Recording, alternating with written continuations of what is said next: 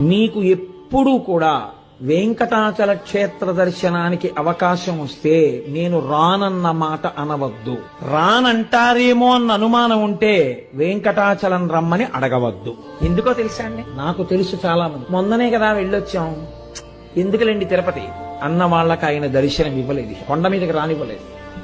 సేవ టిక్కెట్టు చేతిలో ఉన్న అహంకారానికి పోయిన వాళ్ళకి సేవ లేకుండా చేసి పంపించిన సందర్భాలు ఒకటి కాదు, రెండు కాదు, నాకు ఎన్నో తెలుసు. నేను మీకు పరమ సత్యం చెప్తున్నాను. ఇప్పుడు నేను చెప్తున్న ప్రసంగాన్ని మీరు వింటున్న విషయాన్ని వెంకటరమణుడు వింటున్నాడు.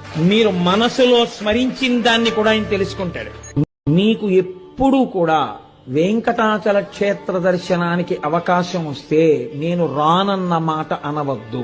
రానంటారేమో అన్న అనుమానం ఉంటే వెంకటాచలం రమ్మని అడగవద్దు. ఎందుకో తెలుసా అండి? నాకు తెలుసు చాలా మంది. మొన్ననే కదా వెళ్ళొచ్చాం, ఎందుకులేండి తిరుపతి అన్న వాళ్ళకి ఆయన దర్శనం ఇవ్వలేదు, కొండ మీదకి రానివ్వలేదు. సేవ టిక్కెట్టు చేతిలో ఉన్న అహంకారానికి పోయిన వాళ్ళకి సేవ లేకుండా చేసి పంపించిన సందర్భాలు ఒకటి కాదు, రెండు కాదు, నాకు ఎన్నో తెలుసు. నేను మీకు పరమ సత్యం చెప్తున్నాను.